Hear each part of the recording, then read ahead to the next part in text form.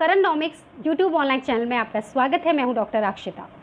Daily current affair series का 35 part लेकर मैं आपके सामने हाजिर हुई हूं। देखिए, आज ही के न्यूज़पेपर में आया है कि भारत में कोरोना वायरस पीड़ितों की संख्या लगभग चाइना के बराबर हो गई है। ऐसी स्थिति में बहुत ज़्यादा ज़रूरी है कि हम घर पे रहें और सुरक्षित रहें। इसलिए हम आपके लिए सीरीज़ रेगुलरली लेके आए हैं कि आपकी पढ़ाई कहीं भी सफ़र ना करे। तो आपने यदि अभी तक हमारे चैनल को सब्सक्राइब नहीं किया है तो सब्सक्राइब कर लीजिए। इसके साथ साथ आप हमें टेलीग्राम पर भी ज्वाइन कर सकते हैं, आप हमें इंस्टाग्राम पर भी फॉलो कर सकते हैं और आप हमारे इंस्टाग्राम पेज को भी लाइक कर सकते हैं। आइए अब हम बात करते हैं आज की मुख्य न्यूज़ के बारे में। हमेशा की तरह हम शुरुआत करेंगे आज के क्वेश्चन से। उसके बाद चर्चा में रहने वाले राजस्थान कृषि कल्याण फीस को भी देखेंगे, क्योंकि इसके संबंध में कल राजस्थान के डिप्टी सीएम सचिन पायलट जी की एक मीटिंग हुई है। उसमें क्या निष्कर्ष निकला, क्या बात हुई, उसको लेकर हम चर्चा करेंगे। इसके साथ साथ हम बात करेंगे भरोसा हेल्पलाइन की, क्योंकि भरोसा हेल्पलाइन जो है वो उड़ीसा विश्वविद्यालय के द्वारा शुरू की गई है। तो ये क्या है और किससे रिलेटेड है। और आजकल बहुत ज़्यादा चर्चा में श्रमिक स्पेशल ट्रेन, जिसको लेकर रेगुलरली सरकार के द्वारा प्रयास किए जा रहे हैं। तो ये क्या है, किन के लिए शुरू की गई है और कब से कब तक, इन सब चीज़ों की डिटेल हम यहाँ पर देखेंगे।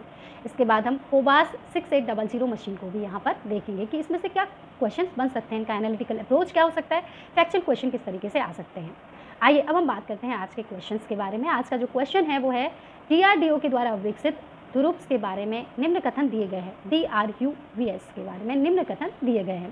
पहला कथन दिया हुआ है कि इसे इलेक्ट्रॉनिक गैजेट्स, कागजों और करेंसी नोटों को सैनिटाइज करने के लिए बनाया गया है। कथन दूसरा दिया गया है कि इसका पूरा नाम डिफेंस रिसर्च अल्ट्रावायलेट सिस्टम है। कथन तीसरा दिया गया है कि ये सिस्टम कैबिनेट में रखी सभी चीज़ों पर 360 डिग्री अल्ट्रावायलेट की किरणें पहुंचाएगा। तो आपको बताना है कि निम्न में से कौन से कथन सत्य हैं। आपको इस प्रश्न का जवाब हमारी इस वीडियो के नीचे कमेंट सेक्शन में प्रोवाइड कराना है। हालांकि हम अच्छे खासे मोटिवेटेड होते हैं, बहुत ज़्यादा उत्साहित होते हैं जब आप हमारे प्रश्नों का जवाब रेगुलरली प्रोवाइड कराते हैं। पिछली वीडियो में पूछे गए क्वेश्चन का जवाब बहुत सारे स्टूडेंट्स ने सही प्रोवाइड कराया। यहाँ पर हमने दीपा सैनी जी का कमेंट लिया है, जिन्होंने इसका आंसर ए दिया, जो कि बिल्कुल सही है। हाँ जी, हमने क्वेश्चन आपसे पूछा था टिड्डी चेतावनी संगठन को लेकर कि उसमें से कौन सा कथन सही है। देखिए, कथन पहला हमने दिया हुआ था, टिड्डी चेतावनी संगठन ने राजस्थान के जैसलमेर और श्रीगंगानगर जिले में टिड्डियों की संख्या में तेजी बताई है। तो ये कथन क्या है, बिल्कुल सही है। इस पर कथन दूसरा था कि टिड्डी एक प्रकार का उष्णकटिबंधीय कीड़ा है, ये भी सही है। इस पर कथन तीसरा था कि टिड्डी चेतावनी संगठन का मुख्यालय नई दिल्ली में स्थित है। ये बिल्कुल गलत है, क्योंकि इसका मुख्यालय नई दिल्ली में नहीं बल्कि फरीदाबाद में है। तो यहाँ पर ऑप्शन ए बिल्कुल करेक्ट है। देखिए, ये जब हम बात करते हैं टिड्डी वार्निंग ऑर्गेनाइजेशन की, लोकस्ट वार्निंग ऑर्गेनाइजेशन की, तो हम देखेंगे कि क्यों बना है और क्या है। पहले हम देख लेते हैं कि टिड्डी होती कैसी है। आई होप कि आप सब लोगों ने जो है टिड्डी को देखा होगा। देखिए, ग्रीन कलर की भी होती है, येलो कलर की भी होती है, ब्लू कलर, काफ़ी रंग की जो है ये होती है।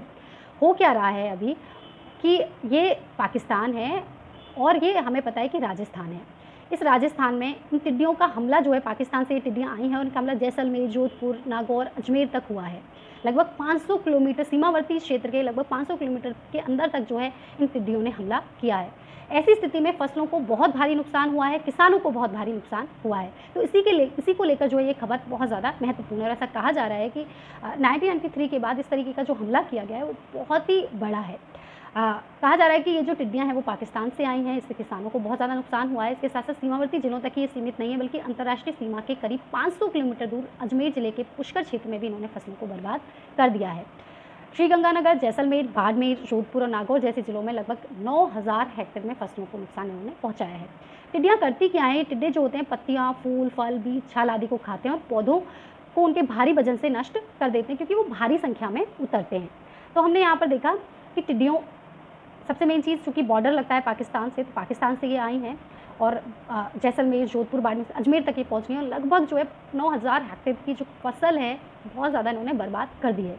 ऐसी स्थिति में सरकार को क्या कदम उठाने चाहिए, ये जो है वो आपके लिए एक एनालिटिकल अप्रोच है कि इस तरीके की जब परेशानियां होती हैं, सरकार को पता है, तो सरकार क्या कर रही है, उसको क्या कदम जो है उठाए जाने चाहिए थे, जिससे कि इस तरीके के नुकसान जो सरकार को ना उठाना जो है वो आगे नहीं हो। देखिए, सबसे पहली बात कि सरकार को ऐसा नहीं है कि, क्योंकि इसमें माना जाता है कि लगभग 2 हेक्टेयर की भूमि तक ही जो है सरकार मुआवजा देती है, तो सरकार को कोशिश करनी चाहिए कि सारा मुआवजा जो है सरकार प्रोवाइड कराए। इसके साथ साथ सरकार इस प्रकार से जो नुकसान होता है उस नुकसान की भरपाई कृषक कल्याण कोष से भी प्रोवाइड कर सकती है। तो ये भी एक अच्छा सुझाव जो है हम गवर्नमेंट को दे सकते हैं। एक्चुअली जब हम टिड्डियों की बात करते हैं तो सबसे पहले क्वेश्चन आता है कि टिड्डियाँ होती क्या हैं। देखो, टिड्डे जो होते हैं वो छोटे सींग वाले मतलब एक तरह से कीड़े होते हैं जिनमें अत्यधिक प्रवासी आदत होती है, यानी ये झुंड में चलते हैं और बहुत तरह के होते हैं और तामसिक भोजन व्यवहार ये रखते हैं। इसके साथ साथ ऐसा नहीं है कि इस तरीके की परेशानी हमें अभी देखने को मिल रही है। इससे पहले जब हमारा देश आज़ाद भी नहीं हुआ था उससे पहले ही जो इस तरीके की टिड्डियों की परेशानी जो है वो ट्रॉपिकल जो रीजन्स हैं, यानी जहाँ पर बहुत ज़्यादा गर्मी टेम्परेचर रहता है, वहाँ पर इस तरीके की परेशानी देखने को मिलती है। और कहा जाता है कि वर्तमान में लगभग 64 से 65 देश जो हैं टिड्डियों से बहुत ज़्यादा परेशान रहते हैं, उनकी फसलों को नुकसान पहुँचता है। देखिए, भारत में इसके लिए टिड्डी चेतावनी संगठन 1939 में ही स्थापित कर दिया गया था और 1946 में कृषि मंत्रालय के directorate of plant protection, quarantine and storage के साथ इसे मिला दिया गया, समालित कर दिया गया। इसका मुख्य उद्देश्य भी यही है कि डेजर्ट टिड्डे के बीहड़ों से जो खड़ी फसलें हैं और अन्य जो हरी वनस्पतियों का संरक्षण किया जा सके, जो दुनिया भर में रेगिस्तानी इलाकों में होने वाले सबसे खतरनाक कीटों में से एक होते हैं। तो हमने देखा कि बहुत ज़्यादा जो है वो नुकसान पहुँचाते हैं और यह कृषि एवं किसान कल्याण मंत्रालय का एक संलग्न जो है वो कार्यालय है। इसका मुख्यालय फरीदाबाद में है और पूरे भारत में भी इसके अधीनस्थ कार्यालय हैं। राजस्थान में इसका जो कार्यालय है वो जोधपुर में है। तो इस प्रकार से टिड्डे जो हैं वो बहुत ज़्यादा नुकसानदायक होती है। तो इसका जो फैक्चुअल अप्रोच जिसके ऊपर क्वेश्चन आ सकता है वो कब स्टैब्लिश हुआ ये, या किसके साथ मिलकर काम कर रहा है, इसका हेडक्वार्टर कहाँ पर है, राजस्थान में इसका जो कार्यालय है, ऑफिस है वो कहाँ पर है, इसको लेकर क्वेश्चन आ सकता है। और एनालिटिकल अप्रोच के साथ जो क्वेश्चन बन सकता है यहाँ पर वो ये बन सकता है कि इस प्रकार के कीटों की जब सरकार को पता है और सरकार ने एक ऑर्गेनाइजेशन भी इसके लिए बना रखा है, तो इस प्रकार के कीटों से जो है वो सुरक्षा प्राप्त करने के लिए सरकार को और क्या क्या कदम उठाए जाने चाहिए, और यदि इससे किसानों को बहुत ज़्यादा नुकसान भी होता है तो किसानों को उस नुकसान की भरपाई जो है सरकार को किस हिसाब से करनी चाहिए, उनका मुआवजा किस हिसाब से देना चाहिए। और जो है क्योंकि कई बार ये जो टिड्डे होते हैं वो इतनी ताकत रखते हैं कि भुखमरी की स्थिति भी पैदा कर सकते हैं। और जो टिड्डे हैं ये जब एक भारी संख्या में बहुत ज़्यादा जब उतरते हैं तो बहुत सारी चीज़ों को जो है ये नुकसान पहुँचाते हैं। देखिए, जैसे हम आगे बात करते हैं तो हमारा जो पहली न्यूज़ है वो है राजस्थान कृषि कल्याण फ़ी को लेकर। एक्चुअली हो क्या रहा है कि ये जो फ़ीस है वो गवर्नमेंट ऑफ राजस्थान के द्वारा कृषि जिन्सों पर लगाई गई है और लगभग 2% जो है फार्मर वेलफेयर फीस जो है वो ली जाएगी। फाइन, क्लियर है। कृषि जिन्स यानी एग्रीकल्चर कमोडिटीज़, जैसे कि बहुत सारे अनाज होते हैं इत्यादि। इससे हो क्या रहा है, सरकार जैसे ही सरकार ने ये 2% की जो कृषक कल्याण शुल्क लगाया तो इससे सरकार और व्यापारी में टकराव देखने को मिला और किसान भी इससे असंतुष्ट होते दिखाई दिए और इसको लेकर लगातार चर्चाएं हो रही हैं। तो एक फैक्चुअल क्वेश्चन यहाँ पर ये हो सकता है कि कितने प्रतिशत जो है कृषक कल्याण शुल्क लगाया गया है। इसके साथ एनालिटिकल अप्रोच के साथ यदि हम बात करते हैं तो क्वेश्चन बन सकता है कि राजस्थान कृषि कल्याण फीस जो लगाई गई है उससे जो है वो सरकार को किस तरीके से जो है इसको इम्पोज करना चाहिए, इससे किस तरीके से निपटना चाहिए, और आप जो है वो इसको लेकर अपने क्या राय रखते हैं, क्या आपके सुझाव हो सकते हैं। देखिए, एक्चुअली कल यानी 14 तारीख को हमारे जो डिप्टी सीएम है सचिन पायलट, उन्होंने विभिन्न जिलों के खाद्य पदार्थ व्यापार संघ, कृषि मंडी समिति एवं कृषि व्यापार संघ के प्रतिनिधियों से वीडियो कॉन्फ्रेंस के माध्यम से बात की थी, जिसमें उन्होंने पूछा कि समस्या, क्योंकि हुआ ये था कि कृषि जो मंडी समिति हैं उनके काफ़ी सारे लोग जो हैं वो हड़ताल पर चले गए, कृषि मंडियाँ काफ़ी टाइम से खुली नहीं हैं। ऐसी स्थिति में जो है ये मीटिंग की गई थी। तो व्यापार संघ के प्रतिनिधियों ने पायलट के समक्ष अपनी समस्याओं को रखा और उन पर विस्तार से चर्चा करने की बात कही। प्रतिनिधियों ने कहा कि कृषि विपणन विभाग के द्वारा जो 2% कृषक कल्याण कोष फीस लगाई गई है उससे किसानों को और जो व्यापारी हैं उनको बहुत ज़्यादा परेशानियों का सामना करना पड़ रहा है। तो इससे निपटने के लिए सुझाव क्या हो सकते हैं उसके बारे में भी यहाँ पर बात की गई।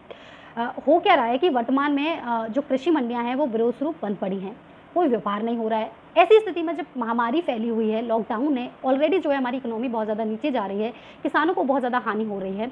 किसानों की जो रबी की फसलें हैं वो खेतों में पड़ी हैं और वो उसको बेचना चाहते हैं अपनी उपज को, कुछ लोग हैं जो खरीदना भी चाहते हैं।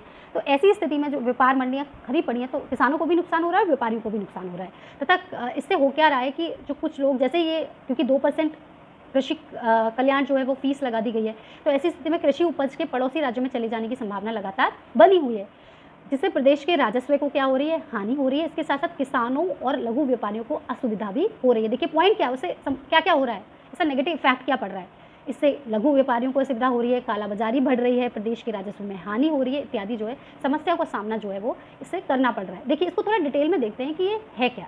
देखिए, राजस्थान सरकार के द्वारा सबसे पहले 2019 में ईज ऑफ डूइंग फार्मिंग की पहल के अंतर्गत कृषक कल्याण कोष की स्थापना की गई थी। यानी सबसे पहला क्वेश्चन, कृषक कल्याण कोष की स्थापना कब हुई? 2019 में। क्यों हुई? ईज ऑफ डूइंग फार्मिंग की पहल पर। अब हुआ ये है कि कोविड-19 है, महामारी है, ऐसी स्थिति में सरकार चाहती है कि वो कृषकों का कल्याण करे।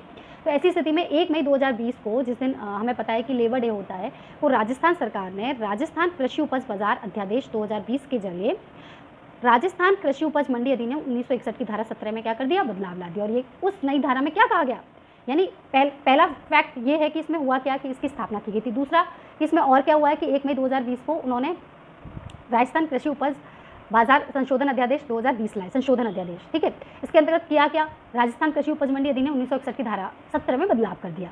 और इस नई धारा के अंतर्गत मंडी समितियों को सरकार द्वारा निर्धारित दर के अनुसार प्रदेश की मंडियों में खरीद या बेचे जाने वाली जो कृषि उपज होगी उस पर कृषि कल्याण शुल्क वसूल करने का आदेश दे दिया। यानी अब जो भी मंडी समितियां हैं, यानी कोई भी व्यापारी है, कृषक है, वो अपनी जो है उपज को मंडियों में बेचने के लिए ला रहा है। तो ऐसी स्थिति में जो मंडी समिति होंगी सरकार के द्वारा 2% कृषि कल्याण शुल्क रखा गया है, तो उसको जो है वो वसूल कर लेंगी।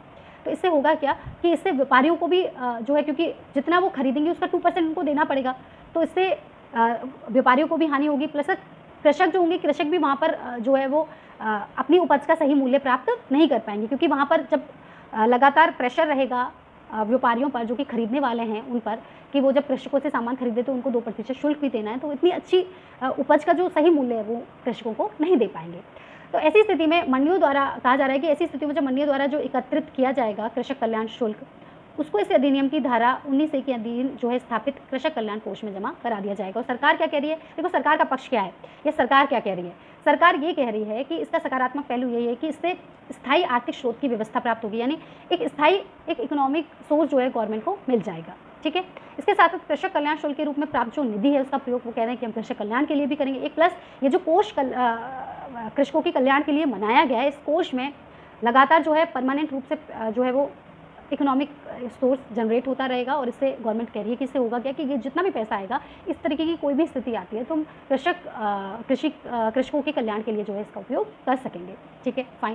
लेकिन इसका नकारात्मक पहलू भी है। इसका नकारात्मक पहलू ये है कि राजस्थान में जब कृषि उपज पर वैसे ही 1.6% मंडी उपकर है, मंडी सेस है, कृषक कल्याण शुल्क 2% और लगा दिए, तो कुल कर कितना हो गया? 3.6। यानी अब व्यापारी जब कृषकों से मंडियों में सामान को खरीदेंगे, कृषि उपज को खरीदेंगे, कृषि जीन्स को खरीदेंगे, तो उनको टोटल 3.6% जो है शुल्क देना पड़ेगा, जितना भी खरीदेंगे उसका टोटल। यानी यदि आपने मान लो 10 रुपये जो है वो सामान, ये हम बता रहे हैं कि 10 रुपये का सामान खरीदा है, तो आपको 3.6 रुपीज़ तो सरकार को या मंडी समितियों को जो है वो सरकार को देने पड़ेंगे, और कृषक कल्याण शुल्क में वो जो है कृषक कल्याण कोष में जो है ये शुल्क जमा हो जाएगा। ऐसी स्थिति में कहा जा रहा है कि ये जो शुल्क है वो अन्य राज्यों से बहुत ज़्यादा है। तो इससे होगा क्या कि प्रदेश का जो चीज़ कारोबार है वो दिल्ली और गुजरात की तरफ शिफ्ट हो जाएगा, क्योंकि गुजरात में ये जो है 0.50 पैसा प्रति सैकड़ा है, वहीं दिल्ली में जो है ये शुल्क लगभग शुल्क है ही नहीं दिल्ली में। तो इससे होगा क्या कि जो हमारे राज्य के जो कारोबारी हैं, हमारे राज्य के जो कृषक हैं, वो अन्य राज्यों की तरफ शिफ्ट हो जाएंगे। प्लस इससे क्या होगा कि दूसरी तरफ काला बाजार भी बढ़ेगी, क्योंकि लोग कृषि उपज मंडियों में आकर अपना जो सामान है, अपनी जो कृषि चीज़ है, जो एग्रीकल्चर कमोडिटीज़ है, उसको बेचेंगे ही नहीं। तो ऐसी स्थिति में क्या होगा कि वो लोकल लेवल पर ही जो है बेच देंगे, लोग काला बाजारी करना शुरू कर देंगे। प्रॉपरली कितनी उपज हुई है गवर्नमेंट को पता नहीं लग पाएगा, सरकार के राजस्व को भी हानि होगी। तो इस तरीके से जो है वो नुकसान का सामना जो है लगातार करना पड़ेगा। तो इसके नकारात्मक पहलू हैं। हालांकि सरकार लगातार ये कोशिश कर रही है कि इस प्रकार की समस्याओं का समाधान किया जाए। तो यहाँ पर सरकार को चाहिए कि सरकार जो है वो इन नियमों में थोड़ी ढील दे। इसके साथ साथ सरकार इस जो कृषि कल्याण शुल्क है उसमें कमी लाए, और जो किसान हैं उनको प्रोत्साहित करे, लगातार उनके कल्याण के लिए जो इस पैसे को जो है वो सही तरीके से और समय समय पर खर्च करे, ठीक है। मैं उम्मीद करती हूँ कि आपको अपना ये वाला टॉपिक अच्छे से समझ में आया होगा। आइए अब हम बात करते हैं अपनी सेकेंड न्यूज़ के बारे में। हमारी जो सेकेंड न्यूज़ जो है वो है, हमने एक्चुअली न्यूज़पेपर की एक कटिंग यहाँ पर ली है, जिसमें कहा गया कि कोरोना से बुजुर्गों में डिप्रेशन के मामले 18 से 24% तक बढ़ रहे हैं, और डॉक्टर सलाह दे रहे हैं कि उन्हें मास्क धोने और हाथ धोने के बारे में बताया जाए। एक्चुअली हो क्या रहा है कि कोरोना वायरस, कहा जा रहा है कि कोरोना वायरस का सबसे ज़्यादा खतरा जो है 60+ के लोगों को है, जिनको हम सीनियर सिटीजन्स कहते हैं, और इन्हीं को सरकार ने सीवियर कैटेगरी में भी रखा है। और कहा जा रहा है कि सामाजिक न्याय एवं अधिकारिता मंत्रालय के मुताबिक लगभग जो है वो देश में 60 ईयर्स से अधिक जो लोग हैं वो लगभग 16 करोड़ लोग हैं, जो कि कम नहीं है। 135 करोड़ की आबादी में 16 करोड़ जो लोग हैं वो 60+ हैं। इनके लिए नीति आयोग ने एक विशेष गाइडलाइन भी बनाई है। और हैदराबाद में एक कंसल्टेंट साइकोलॉजिस्ट हैं डॉक्टर प्रज्ञा रश्मि, उन्होंने कहा है कि इस बुजुर्गों में जो डिप्रेशन के मामले लगातार बढ़ते जा रहे हैं, 18 से 24% तक हो गए हैं। इसलिए जो बुजुर्ग अकेले रह रहे हैं, परिवार के साथ रह रहे हैं, तो उन्हें कोरोना के बारे में समझाने की, सोशल डिस्टेंसिंग के बारे में समझाने की बहुत ज़्यादा ज़रूरत है। तो मैं आपसे भी कहूँगी, यदि आपके घर में भी कुछ बड़े लोग हैं, बुजुर्ग लोग हैं, तो आप उनके लिए भी जो है वो लगातार उनको समझाने की, सोशल डिस्टेंसिंग के बारे में बात करने की, उनको टेक्निकल हेल्प देने की कोशिश करें। उनको जो एक डर दिमाग में बैठा हुआ है कि सबसे ज़्यादा जो खतरा है कोरोना वायरस का, सीनियर सिटीजन्स को, उसको निकालने की कोशिश करें, सावधानी रखने की बात करें। यदि आप उनसे दूर हैं तो उनसे लगातार फ़ोन पे बात करते रहें, अपना सामाजिक दायरा बढ़ाएं, और जो बुज़ुर्ग हैं उनको इमरजेंसी कॉन्टैक्ट जो है उनके साथ करें, जैसे कि किराना स्टोर, सब्जी विक्रेता, दूध वाले हैं, मेडिकल स्टोर हैं, उनके कॉन्टैक्ट नंबर भी जो है उनको मुहैया कराए जाएँ। ये इस प्रकार से जो प्रॉब्लम है डिप्रेशन की, तनाव की प्रॉब्लम लगातार बुजुर्गों में ही देखने को नहीं मिल रही। देखिए, बच्चों में, छोटे बच्चों में, स्कूल जाने, कॉलेज जाने वाले बच्चों में भी इस तरीके की प्रॉब्लम देखने को मिल रही है, क्योंकि लॉकडाउन की वजह से सारी चीज़ें बंद है। स्टूडेंट्स बाहर पढ़ने नहीं जा सकते, छोटे बच्चे बाहर खेलने नहीं जा सकते। ऐसी स्थिति में डिप्रेशन लगातार बढ़ता जा रहा है। और हालांकि हमारे आरपीएससी, यूपीएससी के जो सिलेबस है उसमें एक टॉपिक भी दिया हुआ है तनाव को लेकर, डिप्रेशन को लेकर। तो आपको इस डिप्रेशन को लेकर क्वेश्चन आने की बहुत ज़्यादा संभावना है। आपसे क्वेश्चन पूछा जा सकता है कि लॉकडाउन के दौरान या कोरोना महामारी के दौरान जो तनाव की स्थिति देखने को मिली, उसको आप किस तरीके से जो है जस्टिफाई करते हैं, या उसको किस तरीके से जो है वो कम किए जाने की आवश्यकता है, इसके लिए और क्या नीति बनाने की ज़रूरत है, सरकार ने इसके लिए क्या कदम उठाए। इस तरीके के क्वेश्चन जो है यहाँ से आ सकते हैं, क्योंकि आपके पास जो है वो सिलेबस में बिल्कुल स्पष्ट जो है वो दिया हुआ है तनाव, स्ट्रेस, और उसको दूर करने के क्या क्या उपाय हो सकते हैं, क्या किया जाना चाहिए, कौन सी विधि काम करती है। तो कई बार एनालिटिकल क्वेश्चन 10 मार्क्स में आपके मेंस में आ सकता है, 20 मार्क्स में जो है 10 मार्क्स में क्वेश्चन आ सकता है, 5 मार्क्स में क्वेश्चन आपको आ सकते हैं, और भी जो है इसके क्वेश्चन यहाँ पर बन सकते हैं। देखिए, इसी को लेकर हमने ये जो न्यूज़ है वो उठाई है। एक्चुअली हुआ ये है कि ओडिशा केंद्रीय विश्वविद्यालय के द्वारा 11 मई को भरोसा हेल्पलाइन नंबर जो है वो जारी किया गया है, जिसे एचआरडी मिनिस्टर रमेश पोखरियाल निशंक ने लॉन्च किया। और इसका उद्देश्य यही है कि लॉकडाउन के कारण जो स्कूल कॉलेज बंद हो गए हैं, इससे कोविड-19 के कारण छात्रों में जो तनाव पैदा हो गया उसको कैसे कम किया जाए। ये हालांकि ओडिशा में ही अभी इस तरीके की सुविधा जो है प्रदान की जा रही है कि ओडिशा के सभी विश्वविद्यालयों के छात्रों को मानसिक तनाव को दूर करने के लिए कॉन्जिटिव इमोशनल रिहेबिलिटेशन सर्विस जो है वो प्रोवाइड कराई जाएगी, जिसके लिए एक जो नंबर है वो भी दिया गया है। देखिए, यदि इसको और डिटेल में हम देखते हैं तो हम देखते हैं कि इसके लिए एक नंबर जो है वो दिया गया है, जिसका उद्देश्य यही है कि संज्ञानात्मक, भावात्मक पुनर्वास सेवाएं जो हैं वो लोगों को स्पेशली विश्वविद्यालय के छात्रों को प्रोवाइड कराई जाएँ, क्योंकि काफ़ी तरह की चीज़ें जो है दिमाग में चल रही है। घर में किसी भी तरीके की परेशानी हो रही है तो फटाफट से क्रोध आ रहा है। बच्चे लगातार, जो स्टूडेंट्स अगर मोबाइल पे गेम्स खेल रहे हैं तो टेक्नोलॉजिकल इफेक्ट उन पर हो रहा है। प्लस इसके साथ साथ करियर को लेकर जो है वो स्ट्रेस हो रहा है कि पता नहीं हमारा क्या होगा, चीज़ें लर्न नहीं हो रही हैं, गलत जो है वो डिसीज़न मेकिंग जो है ली जा रही है, गलत निर्णय जो है लिए जा रहे हैं। इस तरीके की चीज़ें जो हैं इसमें हो रही हैं। और जो संज्ञानात्मक की यदि हम बात करते हैं, संज्ञानात्मक जो डिसऑर्डर होता है उसमें होता क्या है कि बेसिकली एक भ्रम की स्थिति पैदा हो जाती है कि पता नहीं अब क्या होगा, आगे कैसी स्थिति रहेगी, क्या हम कर पाएंगे, हम किस तरीके से जो है इन चीज़ों से रिवाइव हो पाएंगे, हम जा भी पाएंगे, नहीं भी जा पाएंगे। प्लस अल्पकालीन दीर्घकालीन स्मृति को भी नुकसान होता है, पहचान भ्रम, लोगों को समझ में नहीं आता है ना। प्लस जो है गलत फैसला भी ले लिया जाता है। इस प्रकार से भावनात्मक और मानसिक समस्याओं के उपचार के लिए जो है वो संज्ञानात्मक रिहेबिलिटेशन जो हमारा सेवाएं हैं वो प्रदान की जाती हैं, यानी वो भावात्मक रूप से जो है मजबूत बनाने की कोशिश की जाती है, जिसके लिए अच्छी किताबें पढ़ने के लिए कहा जाता है, खुश रहने के लिए, घर परिवार के साथ इकट्ठा रहने के लिए, उनको समझने के लिए, और एक क्वालिटी टाइम जो है बिताने की बात इसमें कही जाती है। तो हमें पता है कि सबसे पहली बात, यदि फैक्चुअल क्वेश्चन आता है तो फैक्चुअल में हमें पता होना चाहिए कि फैक्चुअल क्वेश्चन जो किस तरीके से आ सकता है, तो भरोसा हेल्पलाइन नंबर जो है किसके द्वारा जारी किए गए, प्लस इसके अंतर्गत क्या किया जाएगा। तो यहाँ पर एक टर्म है जिसको आपको समझना होगा, positive emotional rehabilitation services provide कराई जाएंगी। तो इसमें आपको कंफ्यूज नहीं होना है, ये फैक्चुअल है। अगर आपको एनालिटिकल वे में क्वेश्चन पूछा जाता है तो आपको इसको पूरा डिटेल में बताना होगा कि ये होता क्या है, इसके अंतर्गत जो है किस तरीके से जो है काम किया जाता है कि आपको भ्रम की स्थिति पैदा हो गई, क्या क्या लक्षण इसके हो सकते हैं, प्लस इसके उपाय क्या क्या हो सकते हैं कि आप अच्छी किताबें पढ़ें, गीता पढ़ें, रामायण पढ़ें, जिस तरीके से अभी आ भी रहा है टीवी पर, है ना। इस तरीके से आप जो है वो फैमिली के साथ, घर वालों के साथ अच्छा समय बिताएं, अच्छे दोस्त मित्रों के साथ बात करें, इत्यादि जो है इससे निकलने के जो है उपाय हो सकते हैं। देखिए, ये हमारा बहुत ही इंपॉर्टेंट जो है वो टॉपिक था, इसलिए हमने इसको कवर यहाँ पर किया है। अब हम बात करते हैं अपनी अगली न्यूज़ के बारे में। अगली न्यूज़ हमने पीआईबी से उठाई है, यानी प्रेस इन्फॉर्मेशन ब्यूरो से, और रेल मंत्रालय की ये श्रमिक स्पेशल ट्रेनों को लेकर है। एक्चुअली भारतीय रेलवे ने 15 दिन से भी कम समय में श्रमिक स्पेशल ट्रेनों के जरिए 10 लाख से अधिक यात्रियों को उनके गृह राज्यों में पहुंचाकर महत्वपूर्ण उपलब्धि हासिल की है।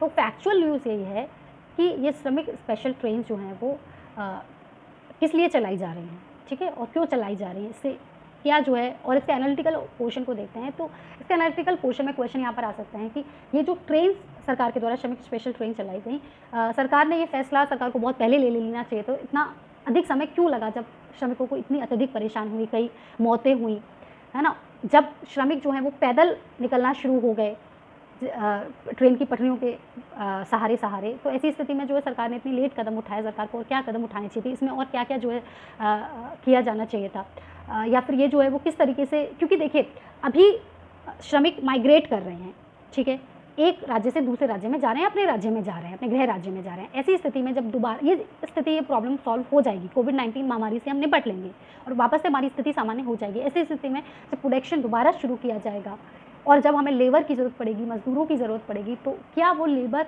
उस दूसरे राज्य पर इतना भरोसा कर पाएगा कि जब इतनी बड़ी समस्या आई तब उस राज्य ने उसको कितना सपोर्ट किया, और जब उन्हें अपने गृह राज्य जाना पड़ा, उन लोगों ने, उन फैक्ट्रीज़ ने उनको कितना सपोर्ट किया कि जिसकी वजह से उन्हें एक कदम उठाना पड़ा, जिस लोगों को पैदल चलना पड़ा, और सरकार पर उनका कितना भरोसा रहा, किस तरीके से उन्होंने आजीविका को चलाया, इत्यादि जो है उससे उनमें कितना डिप्रेशन आया, किस तरीके से चीज़ें जो है वो क्रिएट हुई। अब वो अपने गृह राज्य में ही जो है वो देखेंगे कि उनको क्या काम करना है, किस तरीके से इकोनॉमी को जो है वो, क्योंकि देखिए ह्यूमन रिसोर्स बहुत ज़्यादा ज़रूरी है डेवलपमेंट के लिए, तो ऐसी स्थिति में ह्यूमन रिसोर्स के साथ पूरी तरीके से न्याय करना भी बहुत ज़्यादा ज़रूरी है। इन्हीं सब चीज़ों को ध्यान में रखकर जो है ये श्रमिक स्पेशल ट्रेनें चलाई गई हैं। ऐसी स्थिति में सरकार जो कदम उठा रही है वो काफ़ी सराहनीय है। देखिए भारतीय रेलवे ने 14 मई 2020 तक देश भर में 800 श्रमिक स्पेशल ट्रेनें चलाई और यात्रियों को मुफ्त भोजन और पानी भी दिया, और यात्रियों को भेजने वाले और उन्हें अपने यहाँ लाने वाले राज्य की सहमति के बाद ही रेलवे द्वारा ट्रेनें चलाई गई, ठीक है। इसके बाद जैसे हम आगे आते हैं तो हम देखते हैं कि विभिन्न स्थानों पर पलायन करके विभिन्न स्थानों पर जो पलायन करके गए फंसे श्रमिक हैं, तीर्थयात्री हैं, पर्यटक हैं, छात्र हैं और अन्य व्यक्तियों की आवाजाही के संबंध में गृह मंत्रालय के आदेश के बाद भारतीय रेलवे ने श्रमिक स्पेशल ट्रेनों के संचालन को निर्णय लिया है। देखिए किसने किया है, गृह मंत्रालय ने, और भारतीय रेलवे ने श्रमिक स्पेशल ट्रेनों के लिए, ठीक है।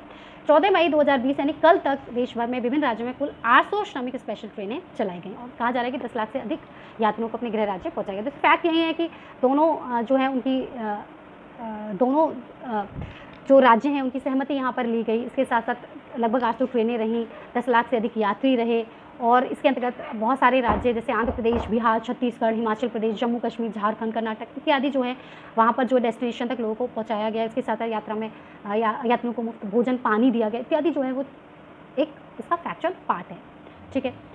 यहाँ पर जो अगली हमने न्यूज़ है वो हमने ली है COBAS 6800 मशीन को लेकर। देखिए मशीन है क्या, सबसे पहले हम बात करते हैं कि इस मशीन के बारे में कि ये इस मशीन को गवर्नमेंट ने राष्ट्र को समर्पित किया है और 500 से अधिक प्रयोगशालाओं के जरिए अब कोविड-19 के लगभग 20 लाख नमूनों की जांच जो है वो की गई।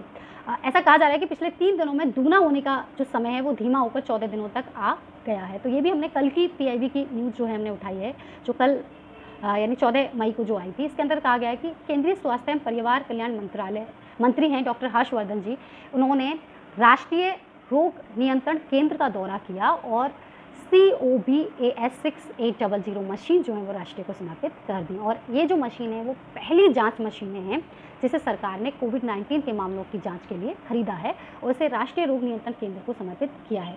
देखिए यहाँ पर जो न्यूज़ बनी वो इसी तरीके से बनी है। देखिए अगर हम इसकी न्यूज़ को पूरी को हम देखते हैं तो इसकी जो न्यूज़ बनी है वो इसी तरीके से बनी है। इसके जो की पॉइंट्स है वो यही है कि ये जो है कोरोना वायरस परीक्षण की सरकार द्वारा खरीदी गई अपनी तरह की पहली मशीन है। पहली इस मशीन को राष्ट्रीय रोग नियंत्रण केंद्र दिल्ली में रखा गया। क्यों रखा गया है? क्योंकि इसके लिए जो है एक बहुत ही विशेष तरीके के इन्वायरमेंट की ज़रूरत होती है और ये जो है मशीनें हैं वो ऑटोमेटिक मशीनें हैं, इससे संक्रमण का खतरा बिल्कुल रहने की संभावना नहीं है। और ये जो मशीनें केवल कोविड-19 के लिए उपयोगी नहीं होगी बल्कि हेपेटाइटिस B, C आदि रोगों का पता लगाने के लिए भी जो है वो महत्वपूर्ण रहेंगी, ठीक है। इसके साथ साथ ये जो COBAS 6800 के लिए जो RT PCR टेस्ट है उसको करने के लिए COBAS 6800 जो मशीनें हैं पूरी तरह स्वचालित हैं और हाई एंड मशीनें हैं और मशीन जो है वो देश की परीक्षण क्षमता को बढ़ाएंगी। ठीक है, तो ये एक बहुत ही जो है वो फैसला जो है गवर्नमेंट के द्वारा लिया गया है। यहाँ पर हम देख सकते हैं कि किस तरीके से यहाँ पर जो फैक्चुअल क्वेश्चन यहाँ पर बन सकता है वो इसी तरीके से बन सकता है। तो यहाँ पर जो एक क्वेश्चन यहाँ पर आया कि मशीन को NCDC में ही क्यों रखा गया है, क्योंकि परीक्षण के लिए न्यूनतम BSL-2 प्लस नियंत्रण स्तर की आवश्यकता होती है और इसे जो है केवल इसी सुविधा में रखा जा सकता है। इसीलिए यहाँ पर जो है NCDC जो है वहाँ पर इस तरीके की सुविधा है, BSLR-2 प्लस जो है वो नियंत्रण स्तर जो है कंटेनमेंट लेवल फॉर टेस्टिंग वहाँ पर है, तो इसीलिए इस मशीन को जो है वहाँ पर रखा गया है। तो मैं उम्मीद करती हूँ कि आपको आज की हमारी वीडियो बहुत अच्छे से समझ में आई होगी। तो इसको लेकर जो फैक्चुअल क्वेश्चन यहाँ पर कोबास 6800 को लेकर बन सकते हैं वो यही बन सकते हैं। सबसे पहले ये फर्स्ट सच मशीन है जो कि गवर्नमेंट ऑफ इंडिया के द्वारा जो है वो टेस्टिंग के लिए खरीदी गई हैं। प्लस इसके साथ साथ जो है वो ऐसे कहाँ पर रखा गया है, तो बिल्कुल क्लियर होना चाहिए कि इसे NCDC में रखा गया है, दिल्ली में। इसके साथ साथ ये केवल तीसरा जो फैक्ट है वो यही है कि ये जो मशीनें हैं वो केवल कोविड-19 के लिए ही उपयोगी नहीं है, बल्कि हेपेटाइटिस B, C और जो है वो उनका भी इससे जो है डिटेक्ट किया जा सकता है। इसके साथ साथ इनको जो है वो क्यों स्वचालित हैं, है ना? क्योंकि इसमें जो है रोबोटिक टेक्नोलॉजी के ऊपर काम होगा। मतलब इसका मतलब ये है कि रोबोटिक्स जो है वो अब पूरे तरीके से जो है इसके लिए काम करेंगे। और ये भी कहा जा रहा है इसके तहत कि जाँच क्षमताओं में तेज़ी लाने में जो अर्जित उपलब्धियों को रेखांकित करने में उन्होंने कहा कि लगभग 1 लाख जाँच करने की क्षमता जो है अब हमने विकसित कर ली है। और ऐसा कहा जा रहा है कि ये जो मशीनें हैं वो लगभग एक दिन में 1200 जो है वो जाँच जो है इसके द्वारा की जा सकती है। यानी ये जो मशीन है वो 24 घंटे में यानी 1 घंटे में लगभग 1200 नमूनों की जाँच जो है वो ये कर सकती है। इसके साथ साथ इससे जो है संक्रमण का खतरा भी बिल्कुल शून्य के बराबर हो जाता है। क्यों? क्योंकि ये जो है पूरी तरीके से रोबोटिक्स इनबिल्ट होती हैं और बहुत ही अत्याधुनिक जो है ये मशीनें हैं जो कि स्वास्थ्य कार्यकर्ताओं को संक्रमण के जोखिम से बचाती हैं। ठीक है, तो मैं उम्मीद करती हूँ कि हम मिलेंगे अपने अगले वीडियो में और ये बिल्कुल ही क्लियर तरीके से आपको यहाँ पर समझ में आया होगा। तो इससे लेकर जितने भी फैक्चुअल क्वेश्चन, एनालिटिकल पोर्शन को लेकर जितने भी क्वेश्चन हो सकते हैं वो हमने यहाँ पर आपसे डिस्कस किए। मिलते हैं अपनी अगली वीडियो में, तब तक के लिए थैंक यू, नमस्कार।